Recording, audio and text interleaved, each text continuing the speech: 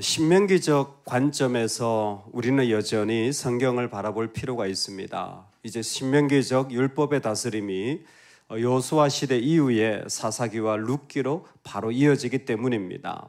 신명기적 관점의 핵심은 순종과 불순종입니다.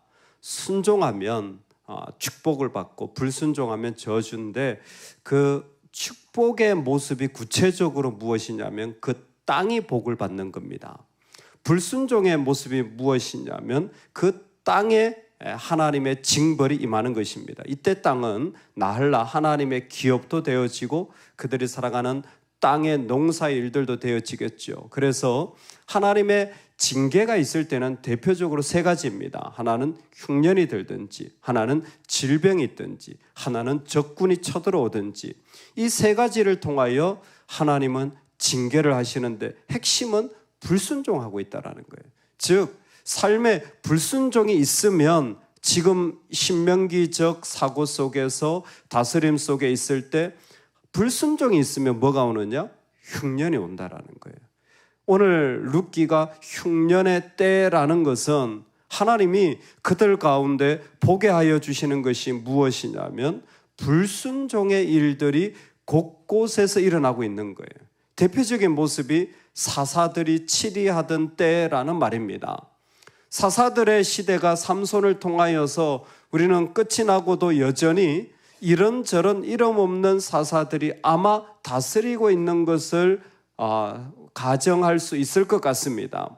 사사들이 사사 노릇하던 때라는 겁니다. 여러분, 사사들이 있다면 적어도 적군은 이기게 되어지고, 사사들이 있다면 적어도 그를 통하여 하나님의 영이 임했고, 사사들이 있다면 그들을 통하여 이스라엘이 구원받는 일들이 일어났는데, 사사들이 치리하던 때에 그 땅에 흉년이 들었다는 거예요.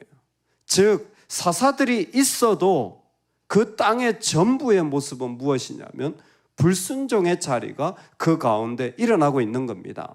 여러분, 세상이 어렵고 흉년이 들고 아픔이 있을 때 하나님이 보시는 건 무엇이냐? 하나님의 사람들이에요. 하나님의 사람들이에요.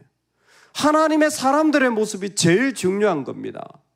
여러분, 흉년이 어떻게 들었느냐? 어떻게 징계를 받느냐? 불순종이 세상에 만연하다라는 것이 중요한 것이 아니라 하나님이 보시는 것은 하나님의 사람이에요. 누굽니까? 엘리멜렉이에요. 엘리멜렉은 유다 베들레헴 사람이에요. 대표적인 하나님 지파의 가문인 거죠. 믿음의 사람과 그의 가족이 어떻게 살아가고 있는가? 여러분, 이런 거 한번 보셨어요? 생각해 보셨어요? 우리 이런 생각 잘 안 해요. 나하고 내 가족이 어떤 모양으로 살아가고 있는가? 이거 한번 살펴보시면요, 놀랍습니다. 엘리멜렉과 그의 아들들과 그의 가족들이 지금 등장하는 거예요. 하나님이 그 가운데 믿음의 사람과 그의 가족이 흉년의 때에 어떻게 살아가는지를 말씀하고 싶은 것입니다. 여러분, 만약 우리에게 흉년이 들고 우리에게 어려움이 닥칠 때에 그 사람 그 죄를 지어서 그래, 누군가에게 이렇게 말한다면 그건 옳지 않습니다. 근데 자신을 향해서는 혹시 이것이 하나님의 영적인 징계는 아닌지, 영적인 새롭게 결단하라는 하나님의 표시는 아닌지 꼭 살펴보시는 은혜가 있기를 소망합니다. 이건 분명히 불순종이 깔려져 있는 어떤 모습 가운데 있는 것은 부인할 수 없는 사실이에요. 이걸 누가 얘기할 수 있느냐? 믿음의 가족. 믿음의 사람들은 이걸 살펴야 되는 거예요. 내가 혹시 불순종하고 살진 않았나? 당신 왜 그래? 이런 게 아니라 내가 내 자신을 볼 때 하나님 앞에 혹시 불순종의 일들이 있진 않았나? 그 모습을 우리는 살펴보는 겁니다. 어디에? 나와 내 가족 가운데. 나와 내 가족 가운데 하나님 앞에 어떤 믿음의 모양을 가지고 있는가라는 거예요. 엘리멜렉과 그 말론과 기럨 두 아들의 삶의 자리에 하나님이 살펴보시는데 흉년이 들었어요. 흉년이 들었을 때 이 가족이 하는 행동의 첫 번째가 무엇이냐면 베들레헴을 떠나입니다. 베들레헴을 떠난다라는 거예요. 유다 베들레헴의 한 사람이 그의 아내와 두 아들을 데리고 모압 지방에 가서 거류하였는데, 이름이 구체적으로 엘리멜렉, 나오미, 말론과 기럨, 이 사람들이 유다 베들레헴 사람인데 그들이 모압 지방에 들어가서 거기 살더니, 두 번이나 강조하는 게 무엇이냐면 엘리멜렉과 이 가족은 베들레헴을 떠났다라는 것입니다. 흉년 때문에 아마 농사가 잘 되지 않아서 먹고 살기 위해 모압으로 들어갔을 것입니다.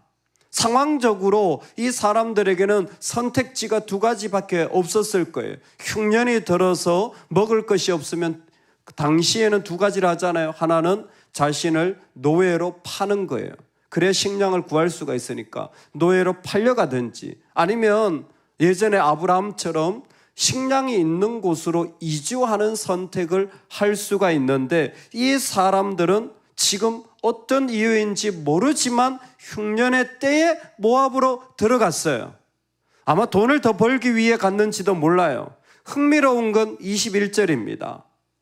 나오미가 뭐라고 말하냐면 내가 풍족하게 나갔더니, 베들레헴을 떠날 때에 나오미는 뭐라고 말하냐면 풍족하게 나갔더니, 즉 당시에 내가 그렇게 어려웠느냐 묻는다면 그렇게 죽을 정도는 아니었다라는 거죠. 비어 돌아왔다라는 말이 뒤에 있는 걸 보면, 진짜 빈게 있는 자리를 보면 이 흉년의 자리에서 적어도 나오미는 풍족하게 베들레헴을 떠났다는 거예요. 교회 경제적 풍요인지 뭔지는 모르지만 우리가 생각할 때에 어려움 때문에만은 아니라는 어떤 이유가 그 자리에 있는 겁니다. 우리는 이곳에서 왜 떠났는지는 몰라요. 그러나 풍족하게 떠난 것까지는 알아요. 하나님 왜 이 말씀하십니까? 믿음의 가정이 언약의 자리를 떠났다는 거예요. 베들레헴은 약속의 자리, 언약의 땅입니다. 베들레헴을 떠났다는 것은, 여러분, 우리가 너무나 인간적으로 살아가는데 이 사람이 날 어렵게 했기 때문에, 나한테 이런 경제적으로 어려워서, 이런 생각만 한다면 완전히 악한 사람이 되어진 거예요. 왜? 그 자리는 부르심의 자리입니다. 그 땅은 하나님이 주신 땅이에요. 하나님의 부르심을 이 정도로 소홀히 여기는 시대가 베들레헴을 떠나야 해요. 흉년이라고 하니까 모두들 다 힘들겠지. 여러분, 다 그렇지는 않아요. 어려움이 있다고, 아픔이 있다고 그러진 않아요. 하나님은 그 가운데서 그것을 견디고 이기며 하나님 앞에 순종하는 자들을 찾고 계십니다. 할렐루야. 여러분, 소돔과 고모라 심판이 사사기와 비슷했잖아요. 몇 명만 있으면 심판하지 않겠다고요? 10명만 있으면. 나중에 예레미야가 선포할 때요, 진리의 말을 따르는 자 한 명만 있다면 이 성읍을 심판하지 않으리라. 우리는 계속해서 하나님이 믿음의 사람을 찾고 계심을 분명히 성경을 통해서 알 수 있습니다. 놀라운 것은 이와 같은 핍박과 어려움은 성령을 받은 예루살렘 교회에도 임했잖아요. 사도행전 8장에 핍박이 임하자 그들이 다 흩어집니다. 여러분, 그들이 흩어질 때 망했나요? 아니에요. 그들 가운데에서 하나님의 부르심이 이루어지는 거예요. 즉 흉년의 때에 하나님 보고 싶은 것은 무엇이냐면, 언약을 통하여 믿음으로 살아가는 자들을 세우고 찾기를 원하시는 거예요. 누구? 우리에게 흉년이 될 수 있는데 어느덧 믿음의 사람들이 이미 가나안화되어져 버린 거예요. 베냐민처럼 가나안화되어 버린 거예요. 그러니까 자식 이름이 말론과 기럨이에요. 질병과 파멸입니다. 자식 이름 자체가 이미 가나안화되어졌어요. 이스라엘이라면 축복과 믿음의 언약의 이름을 줬어야 됐는데 이미 이 가족이 베들레헴에 있는데도 불구하고 어느덧 병들어 버린 거예요. 하나님 앞에 부르심으로 순종하지 못한 자리들이요, 하나씩 생겨나잖아요. 순종하지 못한 자들이 하나씩 베들레헴 땅에, 내가 신앙생활하는 교회에, 내 가족 가운데 일어나잖아요. 이미 병들기 시작해요. 병들기 시작해서 이미 그 자녀들의 이름조차 영원히 병들기 시작한 것이 보여요. 그럴 때에 그들이 베들레헴을 떠나 어디로 갑니까? 왜 하필이면 모압 땅입니까? 여기는 그모스의 땅인데, 그들은 그모스를 섬기는 곳인데, 흥미로운 것은 흉년 때문에 간 것처럼 보이는데 모압 땅에 가도 흉년입니다. 모압 땅에 가도 흉년이에요. 피하지 못합니다. 그곳에서 엘리멜렉이 죽게 되어져요. 하나님의 사람이 베들레헴을 떠나라는 것을 우리는 중요한 기점으로 봐야 됩니다. 왜? 불순종의 시대에 하나님은 순종하는 한 가정을 찾고 계시거든요. 흉년의 때에 하나님은 정말 하나님 앞에 묵묵히 순종하며 걸어가는 그 한 가정을 찾고 싶거든요. 모압 땅으로 가는 것이 아니라 그 앞에 엎드려져 그 자리에서 하나님의 언약을 지켜나갈 그 가정을 주님은 찾고 계시는 것입니다. 그럴 때 베들레헴을 떠나라는 것은 우리 안에서 하나님 앞에 한 번 더 살펴봐야 할 모습이에요. 이들이 왜 떠나게 되었는지의 그 가정의 구조를 하나님은 구체적으로 우리에게 말씀해 주시는데, 먼저는 그 남편 엘리멜렉이 죽고 그 다음에 그의 두 아들이 남았으며, 그의 두 아들이 남았어요. 여기에서 엘리멜렉이 죽었잖아요. 그러면 나오미 입장에서는 두 아들을 의지하여 살 수밖에 없는 시스템이에요. 여러분, 정말로 가정의 시스템을 잘 봐야 돼요. 남편 의지하고 살지 말아야 됩니까? 아내를 의지하고 살아야 되지 말아야 됩니까? 지금 무슨 얘기하는 겁니까? 하나님을 의지하지 않고 있다라는 거예요. 하나님을 의지하지 않고 있는 걸 어떻게 알 수 있습니까? 말론과 기론은 유대 사람들이에요. 결혼을 시키면 앞에서 그렇게 사사시대의 전쟁을 통해서 알았잖아요. 누구랑 결혼해야 됩니까? 당연히 이스라엘 여인과 결혼해야죠. 근데 나오미는 당연하게 모압 여자들에게 이 아이들을 결혼시키는 거예요. 이방 결혼을 자연스럽게 시켜버리는 거예요. 왜 이런 일이 일어납니까? 하나님을 의지하지 않는다라는 거예요. 지금 하나님을 의지함이 그 가운데 사라졌다라는 것입니다. 그러자 이 집안에 일어난 일은 그 두 아들 말론과 기련도 죽게 되어집니다. 나오미가 의지했던 일들이 다 부서지게 되어진 거죠. 남편이 의지했는데, 그리고 두 아들을 의지했는데, 하나님이 물으시는 거죠. 너 혹시 그 결혼 양식 때문에 한 거 아니니? 우리는 의심하지 않을 수가 없습니다. 너 그 결혼, 그거 아들의 행복 때문에 한 것 아니니? 그 안에 믿음과 부르심이 있니? 의심하지 않을 수가 없어요. 왜? 흉년이 들었는데 이상하게 모압 땅으로 간 거예요. 아마 뭔가 더 어려움을 피해서 간 게 분명해 보이는데, 그곳에 있는 여인들과 결혼시킨 것은 우리 아들은 그래도 잘 먹고 잘 살아라, 너는 행복하게 살아라, 그 표시가 그대로 드러나는 장면인 거예요. 즉 베들레헴을 떠난 것은 언약의 불순종의 자리를 정말 보게 되어지는 자리지만, 그 안에 패밀리 트리, 가족 가계도 안에 하나님을 의지하는 것이 심겨져 있는 것인지, 사람과 그 땅이 주는 것을 의지하는 것이 심겨져 있는지 하나님은 들여다보는데 싹 사라지는 거예요. 사람이 의지했던 것들이 다 무너지게 되어지는 것입니다. 두 아들도 죽게 되어집니다. 그리고 그 여인은 두 아들과 남편의 뒤에 남았더라. 이제 나오미, 그녀가 남아 있습니다. 왜 이 나오미가 남았다라는 말을 합니까? 하나님은 남은 자들을 통하여 무엇인가 하고 싶기 때문입니다. 나오미 입장에선 내가 뭘 할 수 있어요. 나오미는 분명히 이 마음일 겁니다. 내가 뭘 할 수 있어. 여러분, 절대 이 마음에 지지 마시기를 주의 이름으로 축원합니다. 내가 뭘 할 수 있어. 아니에요. 우리는 주 안에서 할 수 있습니다. 나오미가 남았더라. 불순종의 자리를, 그리고 자녀조차 다 잃어버린 자리에서 남았지만 하나님은 아닙니다. 하나님은 그 가운데 이들에게 하나님의 아름다운 소식이 있음을 말해주고 싶은 거예요. 오늘 우리에게 우리 여기까지 왔을 때에 흉년의 때, 극심한 흉년이 든 것을 살펴보아야 합니다. 왜 이런 일이 생겼을까?